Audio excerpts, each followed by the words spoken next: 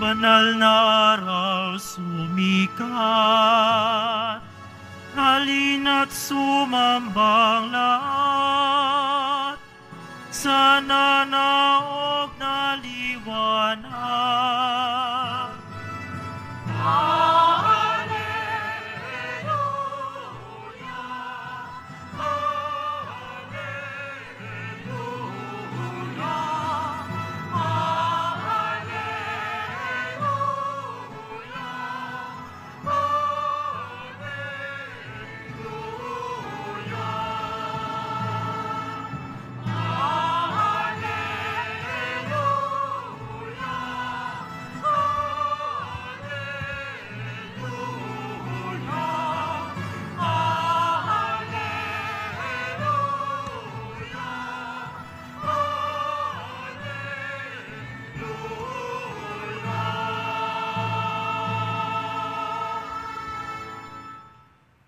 Sumainyo ang Panginoon. At sumaiyo rin. Ang mabuting balita ng Panginoon ayon kay San Juan. Papuri sa iyo, Panginoon.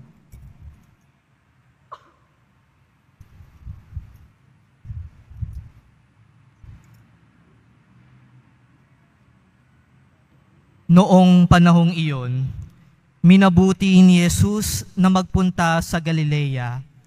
Nakita niya si Felipe at sinabi rito, "Sumunod ka sa akin." Si Felipe ay taga Betsaida, tulad ni Andres at Pedro. Hinanap ni Felipe si Nathanael at sinabi rito, "Natagpuan namin si Jesus na taga Nazaret, ang anak ni Jose. Siya ang tinutukoy ni Moises sa kanyang sinulat sa kautusan, at gayon din ang mga propeta." May nagmumula bang mabuti sa Nazaret? Tanong ni Nathanael. Sumagot si Felipe, "Halika't tignan mo." Nang malapit na si Nathanael ay sinabi ni Jesus, "Masdan ninyo ang isang tunay na Israelita. Siya'y hindi magdaraya." Tinanong siya ni Nathanael, "Paano ninyo ako nakilala?"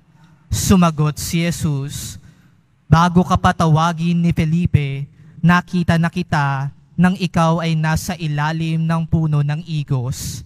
Rabi, kayo po ang anak ng Diyos, kayo ang hari ng Israel." Wika ni Nathanael. Sinabi ni Jesus, "Nananampalataya ka ba dahil sa sinabi ko sa iyong nakita kita sa ilalim ng puno ng igos? Makakakita ka ng mga bagay na higit kaysa rito." At sinabi niya sa lahat, "Tandaan ninyo, makikita ninyong bukas ang langit at ang mga anghel ng Diyos ay manhikmanaog sa kinaroroonan ng anak ng tao."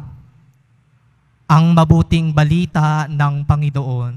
Pinupuri ka namin, Panginoong Hesu Kristo. Magsiupo ang lahat.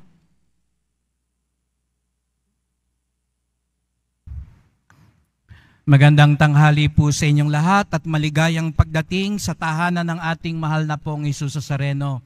Binabati din natin ang mga nasa online, lalo na po mga may sakit, nag-aalaga sa may sakit, at mga kababayan, mga kadeboto natin mula sa iba't ibang panig ng bansa daigdig na nais sumama sa pagdiriwang ng misa dito sa ating simbahan sa Quiapo, sa Basilica Minor at Pambansang Dambana ni Hesus Nazareno. Unang Biyernes, hindi lang ng buwan, unang Biyernes ng taon, araw ng debosyon, at walang makapipigil sa atin upang magpunta rito. Tayo'y naririto sapagkat siya'y naririto din. Kaya't bigyan natin ng papuri, parangal at pasasalamat ang ating minamahal na Nuestro Padre Hesus Nazareno.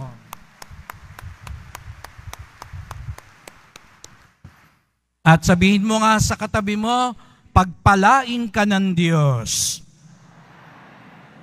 Ang naniniwala na pagpapalain sila ni Hesus Nazareno ngayon pa lang para sa taong ito, iparinig natin ang mas malakas na palakpak.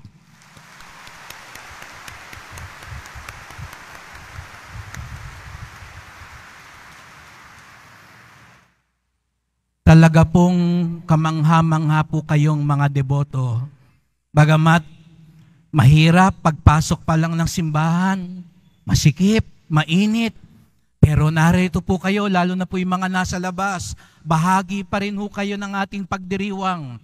At kayo'y, ang mga sakripisyo nyo po ay dalisay na handog sa ating mahal na poon.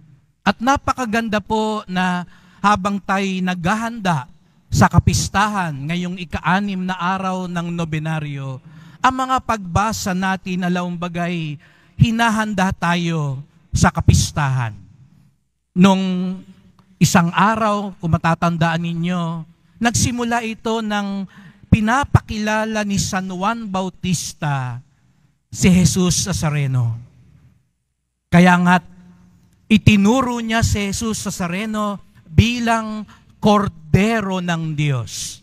Kaya napapansin niyo po sa ating tabernakulo, sa taas po ay may tupa, sapagkat ang kordero ay tupa.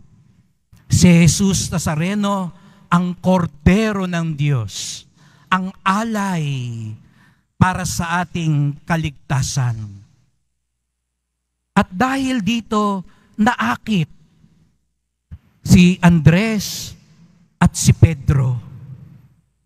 Kaya nga't kahapon, nung sila'y lumapit kay Jesus Nazareno, katulad natin ngayon, naakit kayo. Siguro iba sa inyo, parang hinahatak papunta dito sa Quiapo. Na kahit may sakit, kahit may kahinaan, pero pilit pa rin pumupunta sapagkat pakiramdam nyo'y hinahatak kayo dito. At nang napansin ni Jesus Nazareno ang mga alagad ni Juan Bautista na lumalapit sa kanya, ang kanyang tanong, anong hinahanap ninyo? At ito rin ang tanong niya sa bawat isa sa atin ngayon. Anong hinahanap ninyo? At alam natin ang sagot diyan ay ang ating mga dasal. Iba sa atin, naghahanap tayo ng kagalingan, kaginhawahan, kaayusan sa pamilya, sa hanap buhay. Naghahanap ng kapatawaran, ng kaliwanagan. Naghahanap ng pag-asa. Ang ating dasal ay ang ating paghahanap. Marami tayong hinahanap sa buhay. Pero pagkatapos nun, ang sinabi ni Jesus Nazareno kina Andres at Pedro, halik kayo, tignan ninyo. Para bagang sinasabi niya, tignan niyo ako. Ako ang hinahanap ninyo. Opo mga kapatid, marami tayong dinadasal, marami tayong hinihingi, pero ang hinahanap talaga natin, hindi pera, hindi kagalingan lamang, hindi kaayusan lang sa buhay, hindi yung maibibigay lang ng mundo, sapagkat ang tunay nating hinahanap, ang pinakamalalim nating pagkagutom at pagkauhaw ay si Jesus Nazareno. Sana po mga kapatid, hindi lang yung mga biyayang dinadasal natin ang hinahanap natin, kung hindi siya mismo, si Jesus Nazareno. Ang ugnayan sa Kanya, ang tunay nating hinahanap. Kaya nga't sinabi niya kay Felipe, sumunod ka sa akin. Sapagkat kapag nakita natin si Jesus Nazareno, pag tunay natin siyang nahanap sa buhay, hindi pwedeng hindi mabago ang ating buhay. Hindi pwedeng pareho pa rin ang dati. Sapagkat pag tunay na nagtagpo, ang deboto at ang Nazareno, may pagbabago. Sumusunod siya sa yapak ng Nazareno. Meron po akong isang kaibigang pari na ikwento niya sa akin, meron daw pusa sa Manawag na pumapanik sa altar ng birhen. Sabi ko sa kanya, meron ding pusa sa Quiapo. Siguro napapansin niyo po yon. Masiga pa nga ho yung kaysa sa inyo. At mas maswerte, kahit nagmimisa ako, maglalakad dyan sa gitna at walang ihos na makapipigil sa kanya at papanik siya sa altar. Baliwala kahit nandyan si Father. Kagabi nga po habang ako'y nagdarasal, nakita ko, pumanik siya. Pumunta pa siya sa ilalim ng damit ng Nazareno. Gumagalaw. Sabi ko nga, pag may nakakitang iba, baka akalain gumagalaw ang Nazareno. Pero yun yung pusa. Nandun siya, nakalapit. Doon pa nga yata natulog sa ilalim ng Nazareno. Pero pagbaba niya, pusa pa rin siya. Hindi ko naman siya nakitang naglakad ng paluhod pagkatapos niyang pumanik. Hindi ko naman siya nakitang sumama sa trastasyon pagkatapos niyang makalapit sa Nazareno. Pero may intindihan ko yun sa pusa po. Pero ang tunay na deboto, kung tunay natin siyang nakita, tunay natin siyang nalapitan, hindi pwedeng hindi mabago ang ating buhay.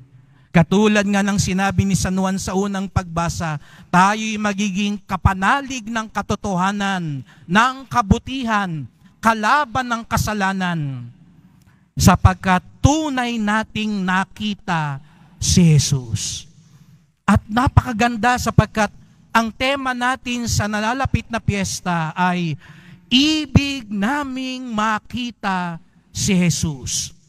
Ang tunay na deboto, ibig niyang makita si Jesus. At hindi naman tayo pusa. Pusa ka ba? Hindi. Mga deboto tayo. Sabihin nga natin, mga deboto kami. Ang tunay na deboto ni Jesus Nazareno, itaas ang kamay at pumalakpak ng malakas.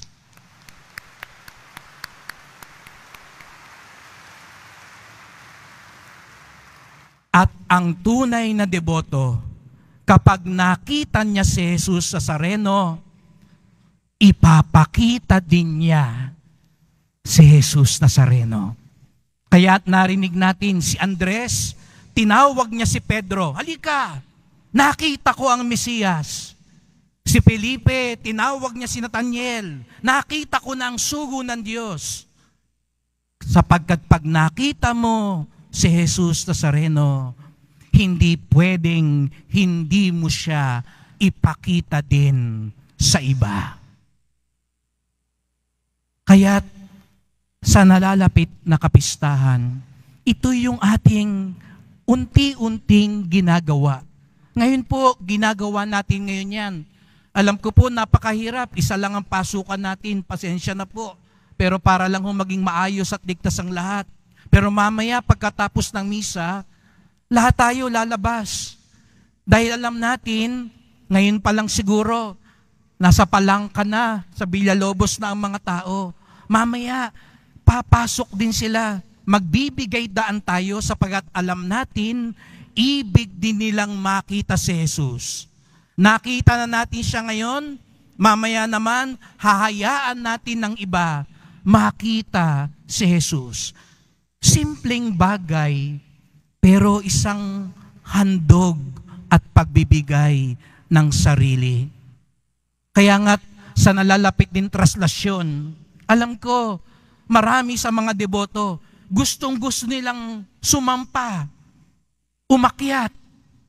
Pero para mas makita ng lahat si Jesus, ang tunay na deboto, magpapaubaya. Ang tunay na deboto, magpapakumbaba at magbibigay ng sarili. Sa mga sumasama sa traslasyon, alam ko, sakripisyo sa inyo at para sa inyo, yun ang magbibigay ng pagpapala sa inyo. Magsakripisyo. Kaya pumapanik kayo. Pero alam nyo, pag nagpaubaya kayo, mas malaking sakripisyo iyon. Sige, hindi na ako papanik. para kahit yung mga matatanda, yung mga bata, yung mga may sakit, yung mga nasa kalsada, yung nanonood lang sa TV, makikita nila si Jesus.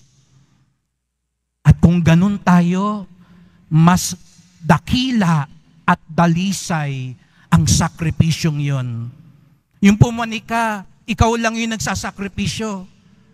Pero yung manatili ka, nagbibigay ka ng sarili.